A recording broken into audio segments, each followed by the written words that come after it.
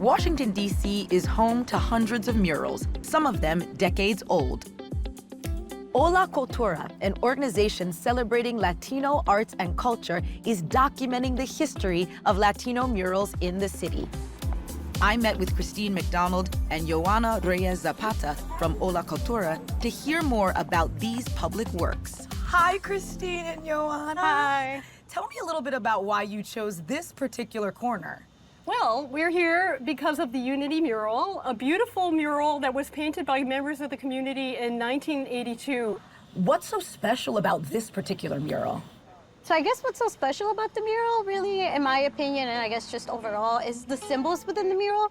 You get a mix of Aztec symbols, Jamaican culture, and then even some of the Central American flora and fauna that combines together the unity of Adams Morgan. It was also an effort to bring African American and Latino youth together at a time in the early 80s when there was tension in the schools between these two groups.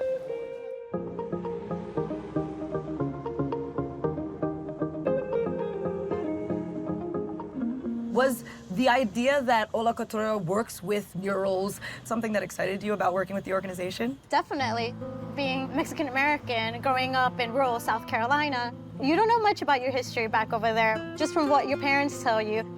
I like that the murals in DC tell a story within the Hispanic community. Although I didn't grow up in the area, it still somewhat tells a story that's part of me. We've researched and documented more than 50 murals painted by Hispanic muralists in the community, and most of them have been demolished. There was a beautiful mural called America Discovers Itself that was up in Columbia Heights on 15th Street.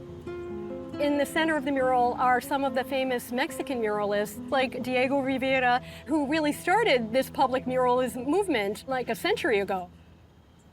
What other themes do we find in Latin murals here in the city? Un Pueblo Sin Morales mural, the oldest in the city, was almost demolished twice, but the community was able to save and restore that mural twice. There are many symbols of the city, the Washington Monument, children playing on the streets, the Latin band playing, but you also have folks playing Monopoly in the corner, but really they represent developers who were gentrifying this neighborhood. Gentrification was a major concern in this neighborhood all the way back to the 1970s.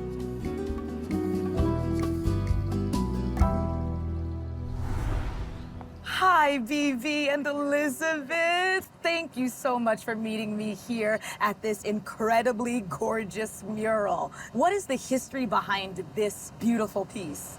Centronia became home to a lot of families and children who were finding their way in this community. You have a poor African-American community, and then you've got an influx of immigrants. The mural is an expression of our young people at that time. Elizabeth, what is this mural about? The young people themselves wanted, from a kind of graffiti art, sort of urban aesthetic, the centerpieces are Olmec heads, which is representative of Central American culture.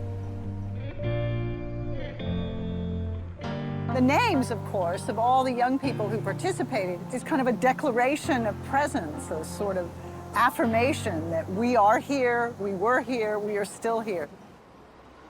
Obviously, it takes up an entire alleyway, so you can see the community is coming through and walking by. What do you hope they take from it? That this is a place for community and that it's respected, and you can see that. It's got a couple of tags here and there, but people have respected it. And kids have come back over the years and helped refurbish it, paint it up again. This mural was a collaborative one between the teaching artists who led the project, Centronia leadership, as well as the young people, as well as the DC Commission on the Arts. I am actually going to head off to have a conversation with some of the folks over at the Commission on the Arts and Humanities. Thank you for sharing this beautiful mural. Thank you for the work that you continue to do to keep community alive and in place. Thank you. I'm meeting Deirdre Darden from the DC Commission on the Arts and Humanities. She'll be with artist Joel Bergner, who is painting a NASA-sponsored mural at the Washington Metropolitan Area Transit Authority, WMATA for short. Hi, Deirdre and Joel. Thank you so much for meeting me here. Deirdre, I know you have been with the Commission on the Arts and Humanities for quite some time. What does the Commission do?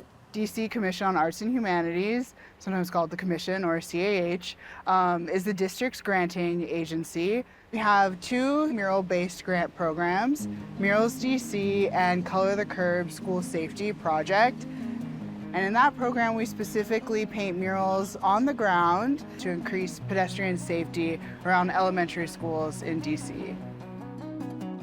And Joel, I know that you have worked with the commission on the Color the Curb mural project. Yes. Is that true?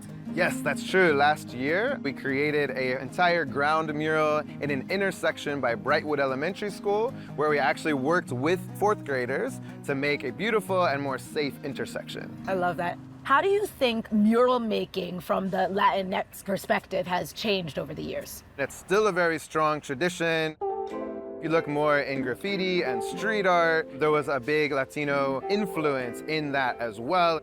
That's why it's so important that the Latin American community is celebrated as part of this process and continues to be many of the artists that create this work.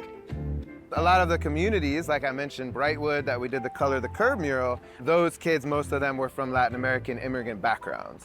We had the opportunity to go over to the Unity mural, and we know that it is in danger and in disrepair and in trouble. What kind of work does the commission do to save murals that otherwise might be destroyed?